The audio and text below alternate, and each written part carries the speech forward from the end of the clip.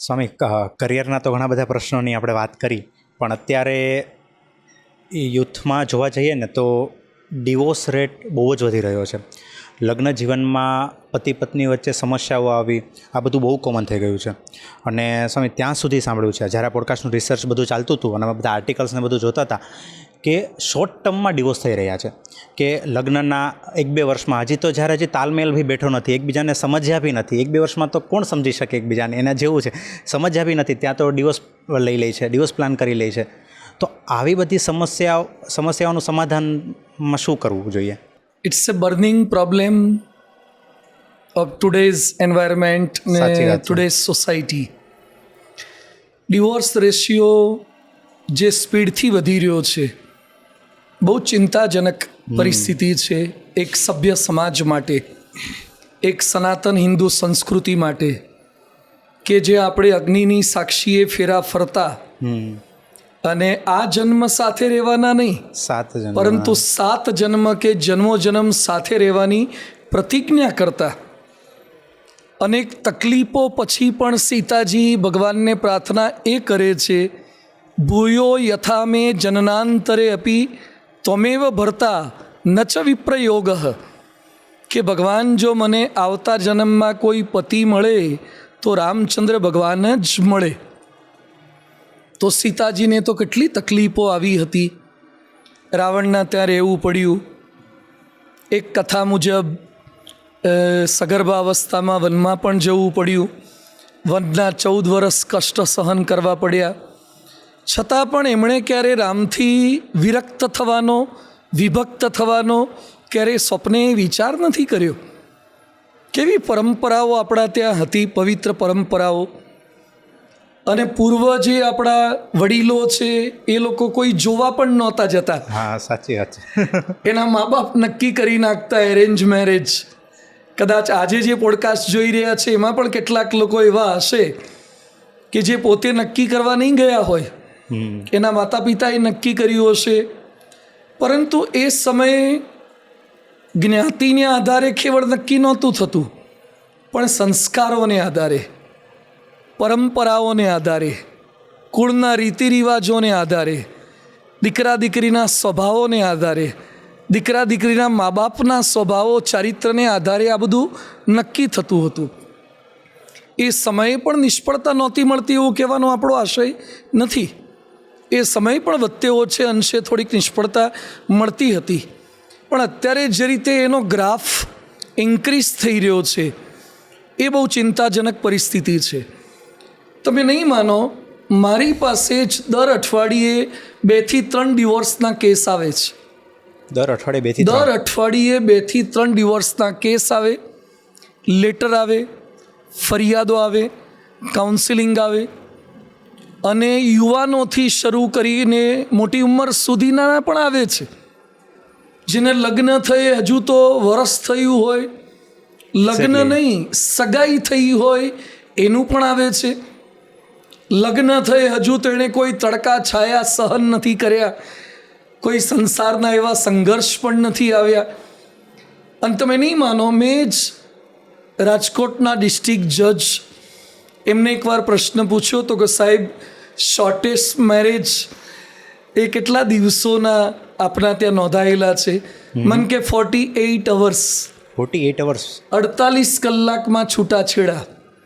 આ તો 7-8 વર્ષ પહેલાંનો મારો એમની સાથેનો સંવાદ હતો. અત્યારે મેં સર્ચ કર્યું, અમદાવાદમાં એક લગ્ન કરવા માટે આવ્યા અને દૂધ પીવડાવવા બાબતે ઝઘડો થયો અને 300 જણાનું ટોળું પોલીસ સ્ટેશને ગયું.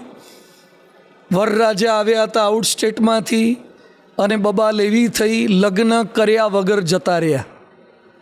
ફેસબુકીયો પ્રેમ, ઇન્સ્ટાનો પ્રેમ, ન તો વ્યક્તિને સમજવું, ન તો વ્યક્તિને સહન કરવાની કોઈ તૈયારી, એરોગન્સ નેચરમાં હોય, અહંકાર, ઈર્ષા.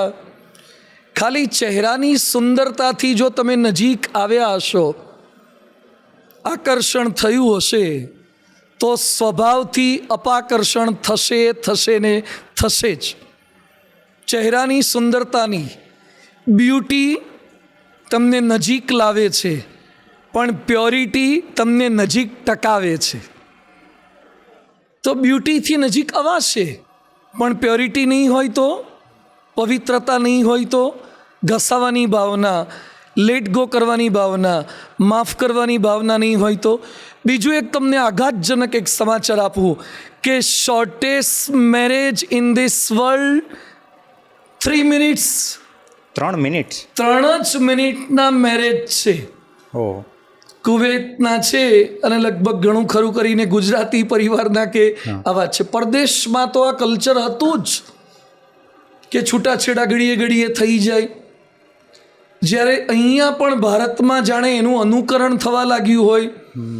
મોટા મોટા ફિલ્મના અભિનેતાઓ, નેતાઓ, બિઝનેસમેન, ઉદ્યોગપતિઓ, આઈઆઈટી એન્જિનિયર્સ, IIM, MBA, આટલા એજ્યુકેટેડ હોવા છતાં પણ એ લોકો પોતાની પત્નીને કે પત્ની પતિને સમજી શકતા નથી.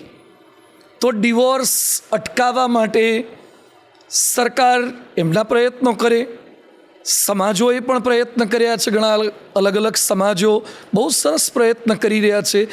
એ પ્રત્યેક સમાજને હું અભિનંદન આપું છું, એમના પ્રયત્નો બદલ એમને બિરદાવું છું.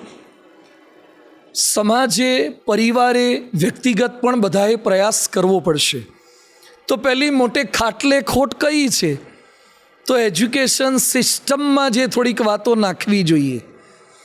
એજ્યુકેશન સિસ્ટમમાં જે સહનશીલતા, જે જતું કરવાની ભાવના, જે માફી માગવાની વૃત્તિ, માફ કરી દેવાની ભાવના આ જ નથી આવતી.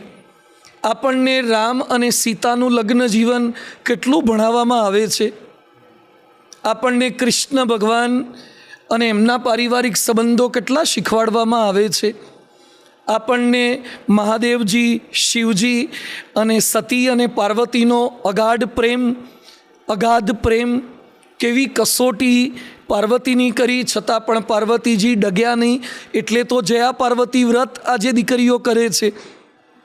આપણા ત્યાં સત્યવાન સાવિત્રી, આપણા ત્યાં હરિશ્ચંદ્ર તારામતી, આપણા ત્યાં નળ દમયંતી. આ દ્રષ્ટાંતોને કેમ ભૂલી ગયા? અને આધુનિક પ્રસંગોને આધારે જ આપણા ત્યાં લેલા મજનુની જ વાતો શીખવા લાગ્યા. તો આપણા ભારતમાં એવા પરમ પવિત્ર ગૃહસ્થ યુગલો થયા છે કે જેણે શારીરિક પ્રશ્નોમાં, આર્થિક પ્રશ્નોમાં, પારિવારિક પ્રશ્નોમાં, દૈવિક આપદાઓમાં પણ ક્યારેય એકબીજાનો સાથ છોડ્યો નથી. ભગવાન સ્વામિનારાયણે તો શિક્ષાપત્રીમાં ત્યાં સુધી લખ્યું છે કે પોતાનો પતિ અંધ હોય, રોગી હોય, દરિદ્રી હોય, છતાં પણ એની ભગવાન તુલ્ય ભાવથી સેવા કરવી જોઈએ. અને પતિએ પણ પોતાની પત્નીને એ રીતે સાચવવા જોઈએ. આપણે એવું નથી કહેતા કે કેવળ સ્ત્રીઓનો જ વાંક છે. પુરુષોનો પણ વાંક છે, સ્ત્રીઓનો પણ વાંક છે.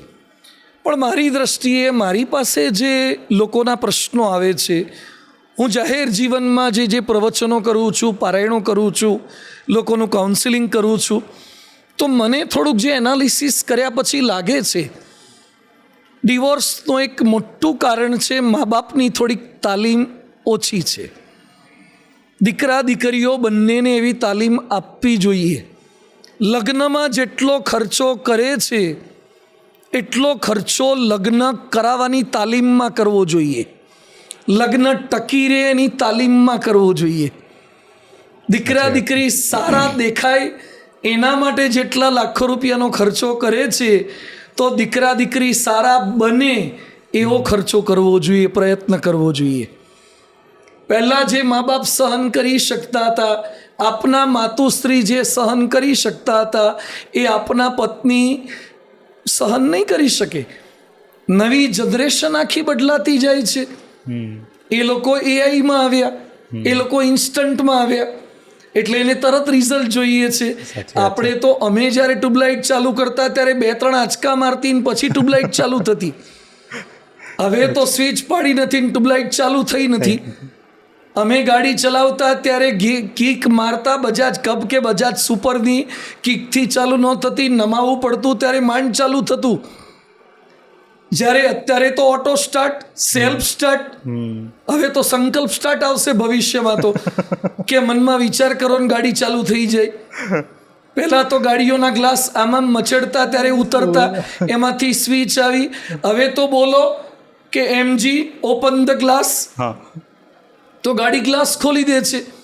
જેટલી લક્ઝરી આવી એટલી અપેક્ષા વધી કે મારું ધાર્યું થવું જોઈએ. અપેક્ષાઓ, સ્ત્રીની અપેક્ષા વધી ગઈ કે મને રોજ ફરવા લઈ જાય, ઘરમાં કામ નહીં કરવાનું, હું પણ કમાવું છું, હું શું કરવા સહન કરું, હું અપમાન શા માટે સહન કરું, મારા સાસુ સસરા મને કેમ સમજી ન શકે, સાસુ સસરા એમ માને કે વહુ આપણી ફ્રેમમાં કેમ ફિટ ના થાય. દરેક વ્યક્તિ પોતાની ફ્રેમમાં બીજાને ફિટ કરવાનો પ્રયત્ન જ્યાં સુધી કરશે ત્યાં સુધી છૂટાછેડા ક્યારેય બંધ નહીં થાય. લેટ ગો કરવાનું, સામેવાળી વ્યક્તિને સમજવાનો પ્રયત્ન કરવાનો. પ્રમુખ સ્વામી મહારાજ કહેતા, ખમવું, ઘસાવું, મનગમતું મૂકવું અને અનુકૂળ થવું, આ 4 મુદ્દા જે પરિવારમાં હોય છૂટાછેડા થાય જ નહીં. અમારા પૂજ્ય ડૉક્ટર સ્વામી કહે છે, મિલન, મદદ, મહિમા અને માફી, આ 4 મુદ્દા જે કપલમાં હોય ત્યાં પ્રશ્ન થાય પણ સમાધાન આવી જાય. હું નથી કહેતો કે મતભેદ ના થાય, પ્રશ્ન થાય. આપણે હ્યુમન બિઈંગ છીએ. મારી લાઈક તમારી લાઈક થોડીક જુદી હોઈ શકે. મારે ફરવા મનાલી જવું હોય ને તમારે સાઉથમાં જવું હોય તો બની શકે છે. પરિવારમાં તમારે દીકરાને આ સ્કૂલમાં મૂકવું હોય ને પત્નીની ઈચ્છા બીજી સ્કૂલમાં મૂકવાની હોય, ગુજરાતી મીડિયમ ઇંગ્લિશ મીડિયમનું હોય, પણ સાથે બેસો, સાથે બેસીને ડિસ્કસ કરો, જે સારો નિર્ણય હોય એ કરો. અમારા સંપ્રદાયમાં એક બહુ સરસ વાત કરે છે કે લોટમાં લીટો, હવામાં લીટો, પાણીમાં લીટો, લોઢામાં લીટો. તો હવામાં લીટો મેં પાડ્યો, કોઈને ખબર પણ ન પડે, દેખાય કે લીટો પાડ્યો પણ કોઈ જોઈ નહીં શકે. પાણીમાં હું આંગળીથી લીટો કરું તો પાણી થોડુંક જુદું પડ્યું એવું લાગે, પણ તરત પાછું એની જાતે ભેગું થઈ જાય. પણ લોટમાં લીટો, બાંધ્યા વગરના કોરા લોટમાં લીટો પાડ્યો હોય તો લીટો દેખાશે, પણ આમ કરીને હાથ કરી દો તો ભેગો થઈ જાય. પણ લોઢામાં લીટો પડે તો પછી એ જતો નથી, એ લોખંડને ઓગાળવું પડે છે. એમ પરિવારમાં પ્રશ્ન થાય તો બહુ તો હવામાં લીટો, પાણીમાં લીટો, લોટમાં લીટા સુધી વાંધો નહીં કે તમારે બેને બનતું નથી તો પરિવારના સભ્યો ભેગા થઈને સમજાવે તો પાછા એક થઈ જાઓ. પણ લોઢામાં લીટો ઓગાળવા પડે, તમને બીજી ડાઈમાં ફિટ કરવા પડે ને બીજે લગ્ન કરશો. યાદ રાખો, દુનિયાની કોઈ પણ ગાડી મેન્ટેનન્સ વગરની આવતી જ નથી. દરેક ગાડીમાં વેરેન્ટેજ આવે જ, મેન્ટેનન્સ આવે જ. આજે છૂટાછેડા લઈને બીજા લગ્ન કરશો તો નવું આવનારું પાત્ર કંઈ વધારે સારું આવશે, એ વધારે સમજુ આવશે, વધારે સમર્પિત આવશે, વધારે સહનશીલ આવશે? ના, તમે થોડા ટેવાઈ જશો, તમારે ટેવાવું પડશે. તો તમે થોડા ટેવાતા શીખી જાઓ. કોઈક બોલી જાય, સહન કરતા શીખો. અપેક્ષાઓ બધી પૂરી ના થાય તો શાંત રહેતા શીખો. આ જો પરિવારમાં એકતાની ભાવના આપણે વધારતા જઈશું તો ડિવોર્સ રેશિયો ઘટશે. પહેલું તો સિલેક્શન જે ચહેરાને આધારે થાય છે, સંપત્તિને આધારે થાય છે, સુંદરતાને આધારે થાય છે, ક્વોલિફિકેશનને આધારે થાય છે. These are not wrong parameters, પણ એ જેટલા જરૂરી છે એટલું ચારિત્ર્ય જરૂરી છે. સ્વભાવ સારો છે કે નહીં એ ચેક કરો, ઘસાવાની ભાવના છે કે નહીં એ ચેક કરો. અને લગ્નના શરૂઆતના થોડાક ભાગમાં તમને કંઈ બનાવ બન્યો, અણબનાવ, તો એમાં ડિસિઝન ના લઈ લેવાય. મેં પહેલી વાર ચશ્મા પહેર્યા કે તમે ચશ્મા પહેર્યા તો શરૂઆતમાં પડી જતા એવું લાગે, યુઝ ટુ ન હોઈએ એટલે. Yes, right. પણ યુઝ ટુ થઈ ગયા તો એ ચશ્મા વગર નથી ફાવતું. આપણે જેમ કપડાથી યુઝ ટુ ન હોઈએ, પહેલાં કીપેડવાળા વાપરતા હતા, પછી ટચ સ્ક્રીન આવ્યા તો ટચ સ્ક્રીનથી યુઝ ટુ થઈ ગયા. તમે લેપટોપથી યુઝ ટુ થવું પડે. તમે કદાચ 4 વ્હીલ ચલાવતા જ હોય પણ કંપની બદલો ને ગાડીની તો પણ એ ગાડીથી તમારે યુઝ ટુ થવું પડે છે. તો કોઈ નવું પાત્ર તમારા ઘરમાં આવે છે તો પરિવારના સભ્યો થોડા યુઝ ટુ થવાનો પ્રયત્ન કરો.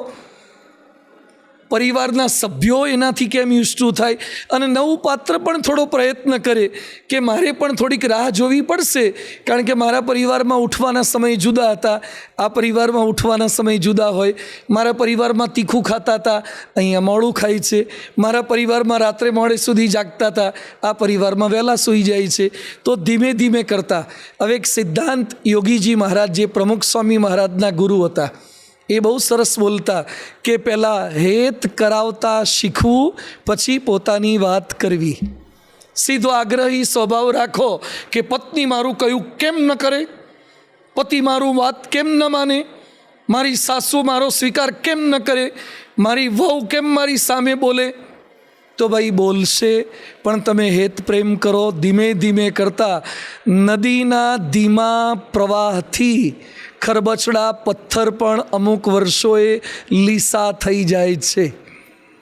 પથ્થરને લીસા કરવા માટે એક દિવસમાં લીસા ના થાય, તો કોઈના ખરાબ સ્વભાવ પણ ધીમે ધીમે કરતાં ફેરફાર થઈ જશે.